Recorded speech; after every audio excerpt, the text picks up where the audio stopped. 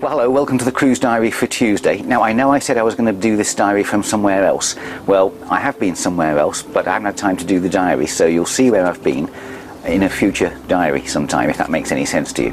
Anyway, I've been glued to the TV and the internet and the papers all weekend, watching this amazing story of the elderly couple on the Queen Mary 2 who were thrown off the ship for arguing. It's amazing. It's Sir Frederick Evans. I'm not sure whether he's a sir or not, but he's British, and he's 91 years old, and his wife Gloria Share, she's 82, and they were on the Queen Mary 2, and they were staying in the Queen Mary suite apparently, which is one of the top suites in the Queen's Grill thing. It's the suite that overlooks the bridge wing on the port side of the ship. It's absolutely fantastic.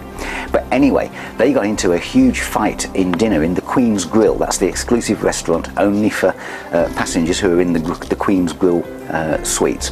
And they were, the next day, Commodore Bernard Warner, the master of the Queen Mary 2, he actually ordered them off the ship, but he let them stay on in their cabin, in their suite, until the ship reached New York. But they were confined to their cabin, and all the booze was taken out, and then they were put off the ship.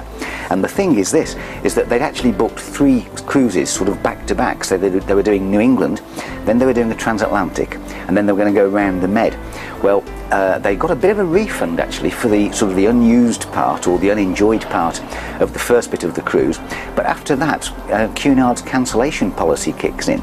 Now, the cancellation policy means that if you cancel a cruise, or if a cruise is cancelled, should I say, within 4 weeks, 34 days rather, before sailing, then you lose 75% of the fare. You have to pay it. And if it's cancelled within 19 days of sailing, you lose the whole cruise fare. And in fact, both of these cancellations fitted that. So they've lost a bucket of money. But it just goes to show you that there's no room for trouble or argument on a cruise ship, no matter how rich you are, whether you're in an inside cabin almost on a freighter, or in the top suite on one of the top ships in the world.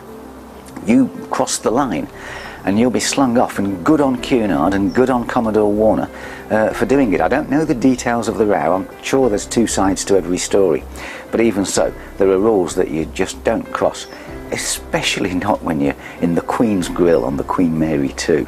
It's been a fantastic story. It's going to develop, I'm sure, so if any more comes up, I'll bring it to you. Let's catch up with some more Q's news. It's also Cunard. The Queen Elizabeth, she's now on her way round to Southampton. She gets here at the end of the week, ready for Monday's naming ceremony by Her Majesty the Queen. Today, she's in the Bay of Gibraltar. She's not actually going to Gibraltar, she's going to the Spanish part, Algeciras, and she's dropping off some sort of techies and engineers, putting on the last few lifeboats that they need, and sort of final finishing touches, and then she's coming around here for Monday's sailing. And the people in Gibraltar, I was reading a piece in the Gibraltar Times or whatever it's called, and they seemed a bit sniffy because she wasn't actually going to the port of Gibraltar, and British, and the Queen Elizabeth's British and all like that. Well, don't worry, because the ship will be going back to Gibraltar.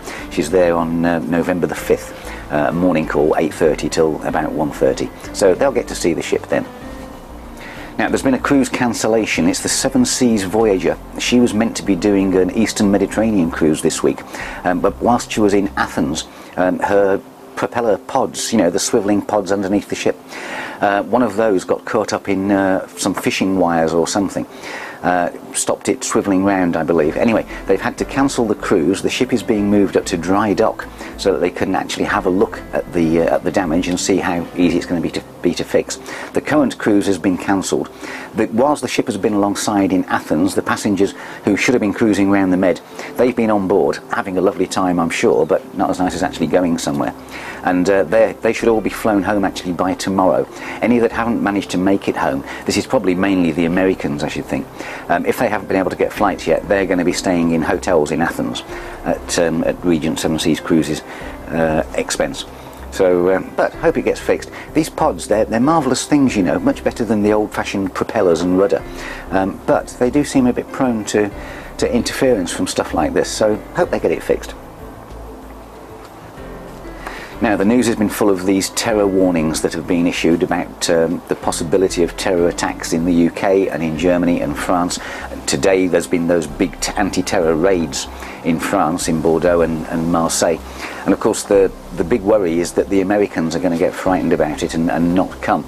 Now, whilst this may well have an impact on hotels and things like that, I'm really hoping that it's not going to affect the cruises, because really the safest thing you can do if you want to come here is jump on a cruise ship and sail away again, and then you'll have the time of your life. So I really hope that this terror warning doesn't have too much of an impact on the cruise business. Although if the operations in France today are anything to go by, it looks like they're clearing it all up pretty quickly anyway.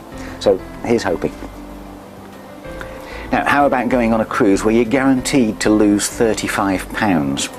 Well, that's going to be on the new Royal Caribbean ship, the Allure of the Seas, December the 12th sailing around the Caribbean. And when she's in St Martin, they're putting on a 5-kilometre run. Well, it's a run, jog, stroll, whatever you want to do. And it's not for charity or anything, but they're charging $50 to take part. And at the end of it, you get a commemorative T-shirt, and you get a cocktail party on the ship or something. It's kind of a shore excursion. What they're saying, it's a healthy option and things like this. But it strikes me that if you want to go for a 5-kilometre run in St Martin, well, first of all, I think you're bonkers, because St Martin's beautiful and there are plenty better things to do than go running about. But even if you do, why pay $50 for the privilege? Why not just go for a run? Okay, so you don't get the T-shirt. Well, who cares? Then again, it might be good fun. Who knows? Anyway, I'm just telling you, if you want to go and lose £35 on a cruise, that's one way to do it. And of course, you can put the £35 back on either in the casino or at the buffet. Couple of bits to finish on. Last year there was a problem in the port of San Juan, Puerto Rico, because as part of the port refurbishment, they put up this huge sort of sculpture statue thing.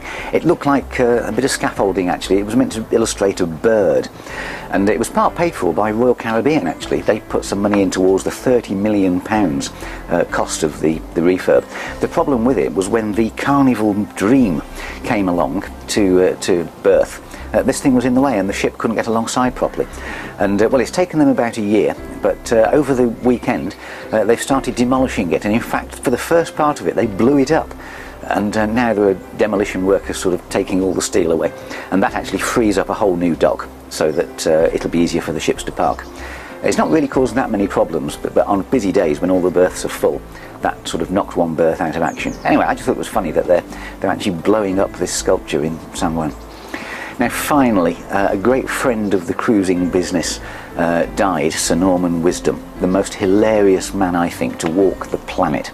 And he was a very popular entertainer on cruise ships. He loved his cruising, and of course when he wasn't doing his shows, he'd be out and about talking to passengers, stumbling around. A great character, a fine man, and he's lived a good old life. Died at the age of 95, and he's going to be sadly missed by all his fans and by all his cruising fans too. So God rest you, Norman Wisdom.